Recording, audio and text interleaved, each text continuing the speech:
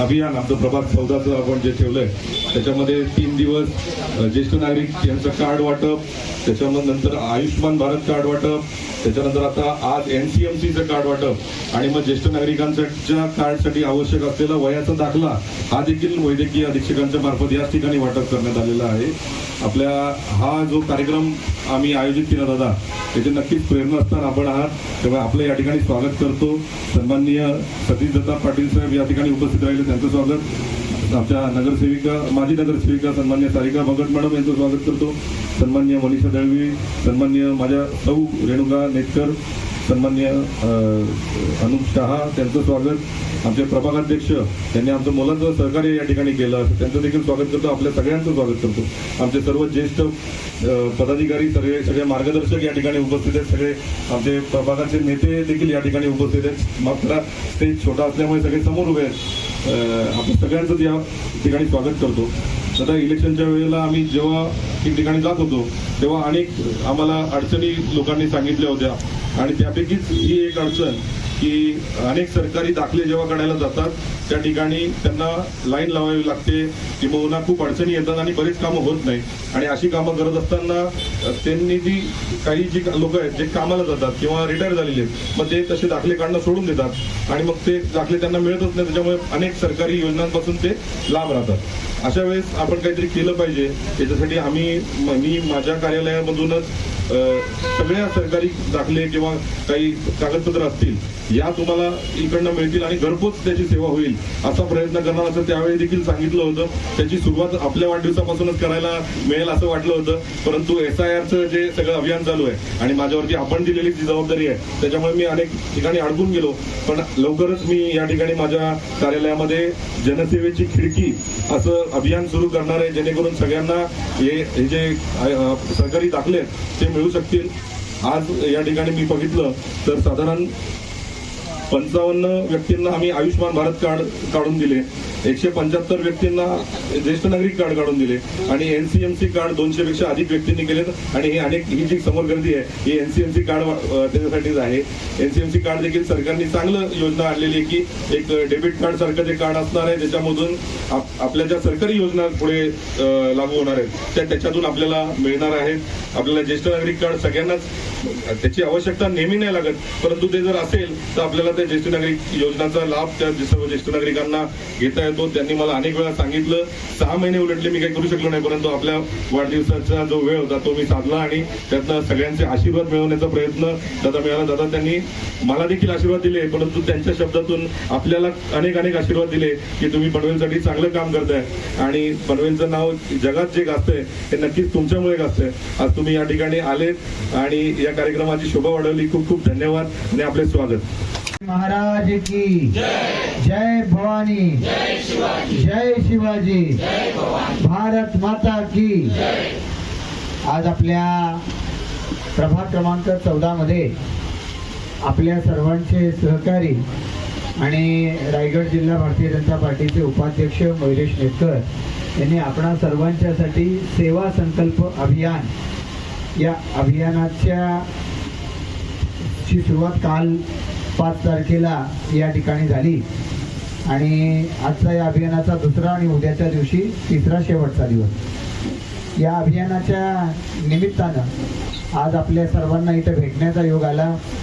इथे मंचावर उपस्थित असणारे आपल्या पनवेल शहर भारतीय जनता पार्टीचे उपाध्यक्ष सतीश पाटील, आपल्या माजी नगरसेविका सौ सारिका भगत, या वॉर्डाचे भारतीय जनता पार्टीचे अध्यक्ष गणेश म्हात्रे, इथं उपस्थित असणाऱ्या आपल्या या वॉर्डातल्या उमेदवार रेणुका नेटकरजी, या ठिकाणी मंचावर उपस्थित असणाऱ्या आपल्या अध्यक्षा मनीषा दळवीजी, अनुराधा शहाजी, इथं उपस्थित असणारे आपले निशांत पावसकर, रोहित आठवले, सचिन गमरे, रुपेश पवार, रुपेश आंबोलकर, शशिकांत बने, कुणाल पाटील, शुभम कांबळे, उपस्थित असणारे ज्यांनी आता या ठिकाणी मार्गदर्शन केलं ते सन्माननीय ठाकूर साहेब, ज्येष्ठ नागरिक संघाचे साईनगरचे अध्यक्ष शरद मोदीजी, ज्यांनी आत्ताच या ठिकाणी आपल्या सर्वांना सूचना केल्या, कीर्तिकुमार गुजरजी, सन्माननीय प्रकाश राणेजी, या ठिकाणी समोर उपस्थित असणारे आपण सर्व सहकारी, या कार्यक्रमाच्या निमित्तानं ज्यांनी आपल्याला चांगलं सहकार्य देऊ केलेलं आहे असे सर्व शासकीय अधिकारी, उपस्थित असणारे या परिसरातील सर्व ज्येष्ठ नागरिक, उपस्थित सर्वच भगिनी आणि उपस्थित बंधू, मी सगळ्यात आधी आपल्या सर्वांच्या वतीनं मयुरेश नेटकर यांचं मनापासून अभिनंदन करतो की एक चांगल्या उपक्रमाला त्यांनी या ठिकाणी सुरुवात केलेली आहे. त्याला त्यांनी या सेवा संकल्प अभियानाचं नाव दिलेलं आहे. खरं तर आपण प्रत्येकजण या देशाचे पंतप्रधान नरेंद्र मोदी यांना पाहतोय. 2014 सालापासून नक्कीच पाहतोय आणि 2014 सालापासून जर बसायची ते बसून काढतो ते तर मागच्या लोकांना दिसत नाही.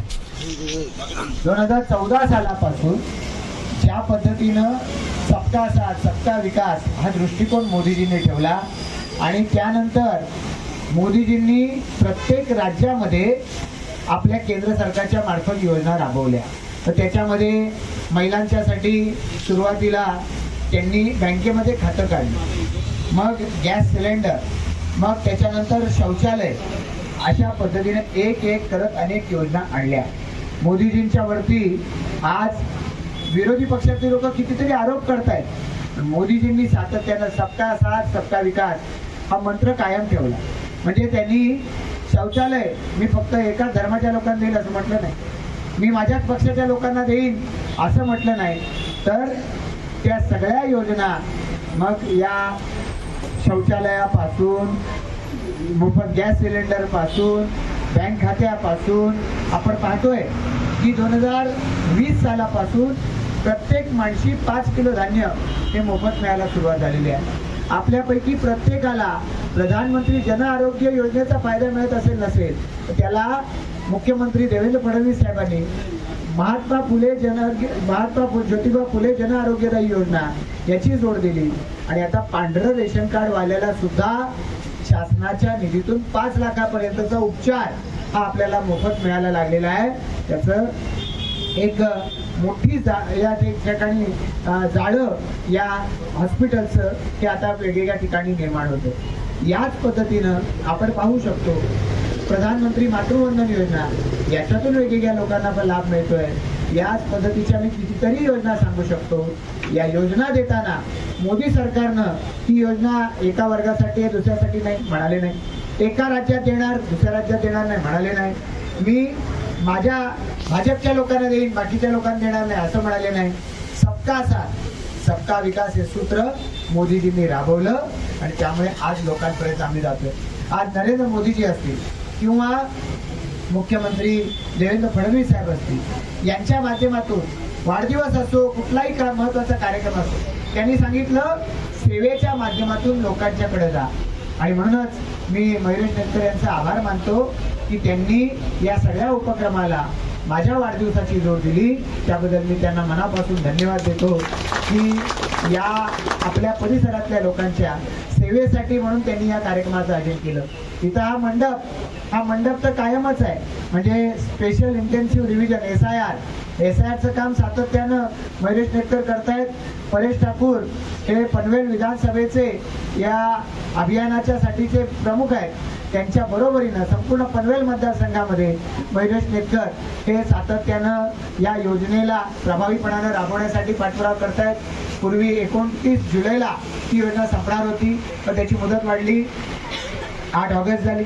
आता 8 ऑगस्टची वाढून ही आता 17 ऑगस्ट झाली. आता 17 ऑगस्टची वाढून पुढं काही तारीख मिळणार नाही. त्यामुळे आता लक्षात ठेवा 17 ऑगस्ट ही शेवटची तारीख आहे. इतकी मेहनत करतोय या ठिकाणी मयुरेश नेटकर करतोय, आमचे सगळे पदाधिकारी कार्यकर्ते करतायत. आपण सगळेजण आपापल्या परिसरातल्या नागरिकांना कोणीतरी जागरूक करण्याचा प्रयत्न करत असेल, पण एवढं सगळं करून आज एसआयआरचे फॉर्म या पनवेल विधानसभेत भरले किती गेले पनवेल विधानसभेमध्ये तर 50%.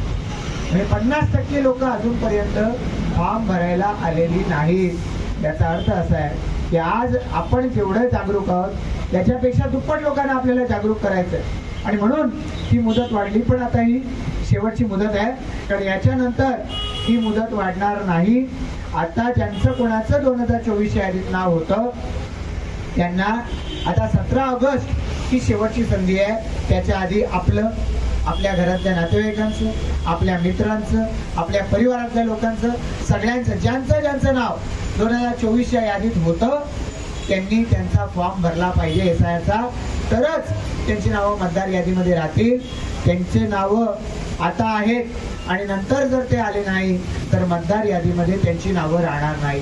ज्यांची नावं 2024च्या मतदार यादीत नव्हती, ती गेली होती, हरवली होती किंवा त्यांनी त्यावेळेला या ठिकाणी ती नावं उडवली होती, त्या लोकांना हे सगळं काम संपल्याच्या नंतर अर्ज करता येणार आहे. पण त्यावेळेला तुम्हाला तुमचं नागरिकत्व सिद्ध करावं लागेल. या देशाचे तुम्ही नागरिक आहात हे तुम्हाला सिद्ध करावं लागेल.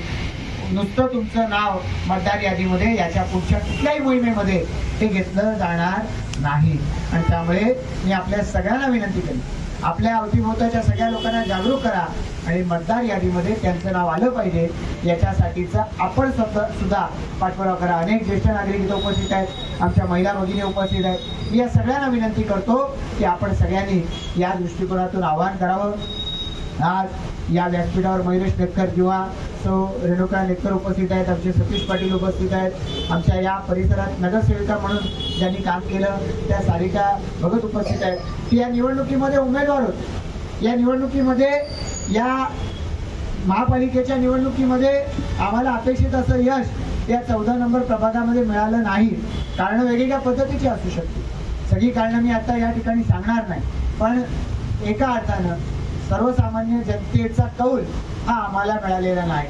पण मला तरी सुद्धा अभिनंदन करायचं आहे मयुरेश नेतकर यांचं, की पराभवानं सुद्धा ते थांबले नाहीत, तर हे काम जोमानं त्यांनी या ठिकाणी चालू ठेवलं.